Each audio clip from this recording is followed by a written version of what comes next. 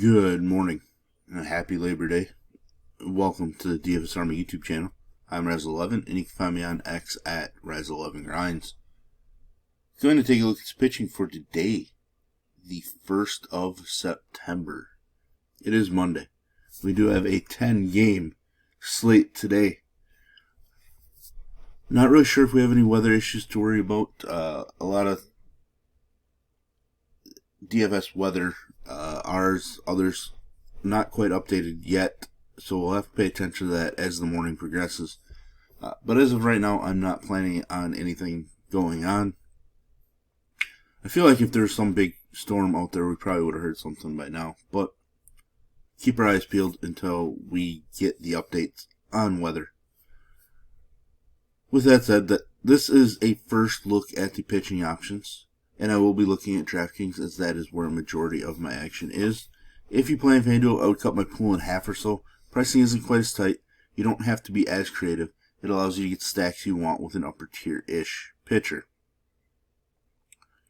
Now, with all that said and done, let's try to take a look at some of the pitching options on this slate.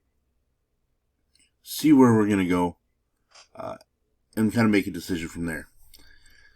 The issue here is we have some teams that have not announced in a starter. Looks like the White Sox and the Marlins both. And then Washington's going with a guy that is not in the player pool. It's not somebody I'm familiar with at first look either. So Andrew Alvarez, a lefty, for the Nationals. Now, I will have some interest in whichever Marlins pitcher, potentially. So we're going to have to kind of pay attention. When did Mazur pitch last? The 28th.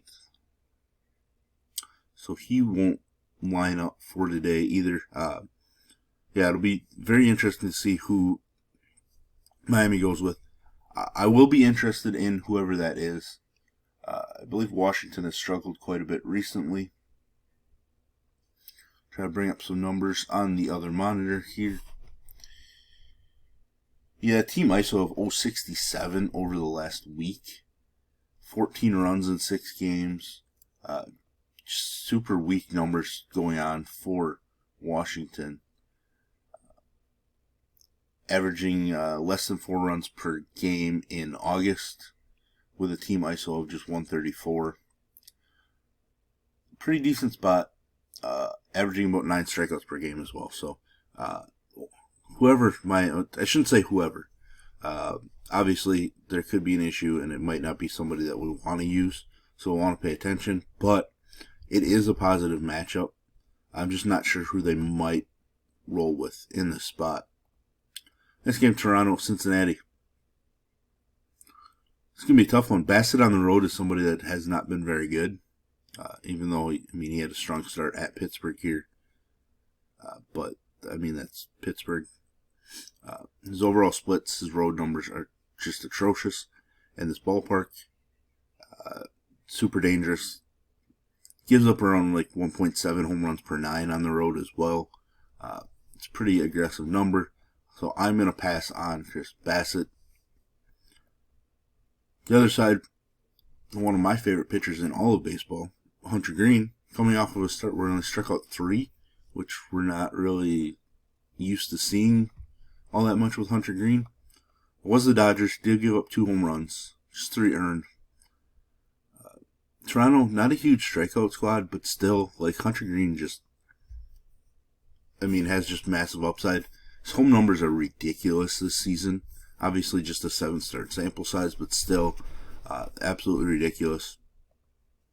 I think there's just a ton of upside for Hunter Green, so I am going to gladly utilize him on this slate, in my contest, whatever I was trying to get to. But Hunter Green, somebody that I want to utilize because he has massive upside. I may knock him down a little bit just because it is Toronto and they don't strike out all that much. Mets, Detroit, Sean Manaea, keeps flashing some big K potential in matchups, but he keeps making mistakes and having some innings that lead to some not so great fantasy scores. Finally over the 90 pitch mark. He had been in the 80s for 5 consecutive starts, 90s in the last 2, but he still wasn't able to complete 5 innings in each of the last 2. Detroit strikes out plenty. And being left-handed, pretty strong against guys like Riley Green, gets Kerry Carpenter out of the lineup, Colt Keith out of the lineup. I am interested in Sean Manaea. I just don't want to be overly invested in him just because he racks up pitch count. And there's a chance he throws 90 pitches and only goes 4+ innings. He's volatile, but the strikeout upside is there, and that's what intrigues me. Charlie Morton, one start against the Mets, was solid from a real-life perspective. So-so from a DK point perspective. He's had a really up-and-down season. His K rate at home is stronger where he's at today. Coming off of a rougher start, but he had a couple starts in a row that were pretty strong. He definitely is volatile. The Mets, a dangerous lineup, but they can be shut down, surprisingly, a little bit. So I'm going to consider Morton. I'm just not sure I'm going to get there in my player pool at this point. Cleveland, Boston, Brian Bayo, definitely somebody I'm interested in. 21+ in each of the last 2, 20+ in 4 out of the last 6. I'm not too afraid of Cleveland. He wasn't very good against Cleveland the first time he faced them. Plenty of base runners. He is a little weaker when at home. His K numbers are just, I thought they'd be much stronger. He's flashed plenty of ability. Surprisingly, he's only given up 6 home runs in 88 home innings. So I like the upside. I mean, he does have a K ceiling. Like, it is possible. So I'm interested in Bayo. He's probably a better play than, both pitchers in the Mets-Detroit game, I think. Probably debatable with Manaea. Bayo definitely going to throw plenty of pitches. So that's not going to be the issue. But maybe there isn't as much upside in his matchup as there would be for Sean Manaea. On the other side, Parker Messick has looked phenomenal in his 2 starts so far. Lefty has gotten 2 decent matchups for a left-handed pitcher. Threw 98 pitches last time out, 7 innings, so they're definitely not taking it easy on him. I don't remember what Boston's numbers overall are like against left-handed pitching. Obviously, they have a few left-handed bats in their lineup.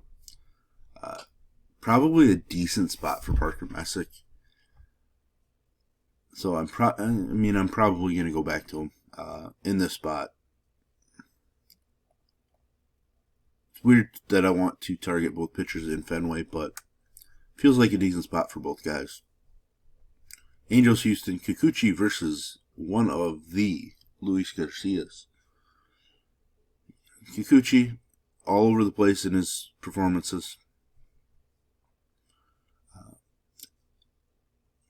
Looked much better in the first half of the season overall. One start against Houston, it was absolutely dominant. He's on the road where he has struggled quite a bit, but his K rate's better. Problem is he gives up far more base runners, more home runs per night, etc. Kikuchi might be a guy that I fade when we see some ownership numbers. Let me refresh and see if we have those numbers yet this morning. But no, I expect them to populate somewhat soon, given that Slate's about 4 hours away. But Kikuchi, just one of those guys I feel like it won't be a bad idea to fade. He might draw a little bit more ownership based on his first start against Houston. Luis Garcia, nearly over 2 years since his last major league start. just threw 75 pitches in 6 innings in his last rehab, so he's probably, based on what teams have done this year, probably around 80 to 85. Traditionally, they give you about a 15-pitch increase, start over start, as they ramp you up. A lot of K upside in the matchup. 38 Ks in his 30 innings for rehab. 9 appearances, so it's not like he made 4 starts and got to 75 pitches. They've definitely built him up. I'm interested in Luis Garcia. A lot of upside in the matchup from a case perspective. Next game, White Sox Twins. Not sure who Wilson is for the White Sox. Is Bryce Wilson still a thing? I would have thought he'd be in the player pool, but Bailey Ober, not somebody I want to utilize. Sorry. I'm fine, missing out on a 20 to 22. Did have 22 against the White Sox, ironically. He has been better at home, which is where he's at today, but gives up a lot of home runs, and I just don't think he's somebody I want to rely on this particular slate. A's St. Louis, Sonny Gray at home has been a thing for 2 seasons, coming off of a very solid start after a couple bad ones. I'm interested just because the A's can strike out plenty.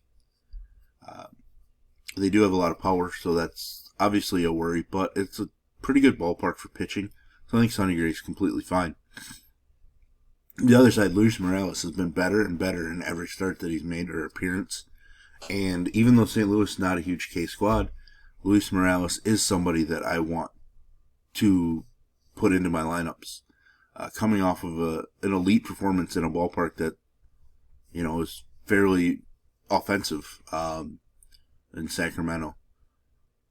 And that was after shutting down the A's, or not the A's, but the Mariners in the previous one. So Luis Morales, definitely somebody I want to utilize.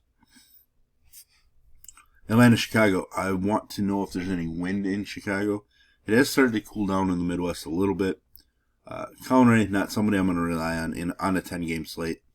If he beats me, so what? I just don't think there's much of a ceiling for him. Spencer Strider is the guy that we have to make a decision on. Some rough starts in there. Bounced back last one, start decently, but the strikeouts haven't been there the last 3 starts. Just 7 strikeouts from Spencer Strider. Probably a spot we could fade him, to be honest, just the name. But like his average against on the road, home runs, etc. on the road, pretty down. K number takes a hit too, but I'm a little intrigued. But I'm going to want to see some weather in Chicago, get an idea of what I want to do, and I might just sprinkle in Strider. He might just automatically get ownership because of the name. Brewers, Phillies, Mizorowski. He's all over the place. Struck out 10 last time out, but still gave up 3 runs. Super volatile guy. But there are strikeouts in the Philly lineup if he can battle with Schwarber and Harper. And Trey Turner right now. But there's enough upside from Mizorowski that I want to use him. I just don't want to be too overweight. And Taijuan Walker is just not somebody I'm using on a 10-game slate, basically ever. Last game on the slate, in Coors, Tang and Dollander, no thanks. Just not going to use Kaiwei Tang in Coors, and not going to use Dollander in Coors. He's far better on the road. You see his Coors numbers, they're just terrible. So, but there we have it. There's our first look at pitching. If you enjoy what I bring to you, please hit the like button, hit the subscribe button, turn the notification bell on. Get the alert anytime we drop videos here at DFS Army. If you want to join us, get access to our coaches, tools, sheets, Discord, etc. I'll put links in the description below. You can use promo code KICKOFF2025. I believe it just goes until Thursday. Use that code, gets you 20% off a VIP membership for life. It's our best code ever. That's a large amount, 20%, and it locks you into that. So definitely check it out. Let me know what you think. And as always, I will drop a link down to the merch store. You can check out my design, some of the other ones that we have, the hoodies, t-shirts, etc. And as usual, best of luck, everybody.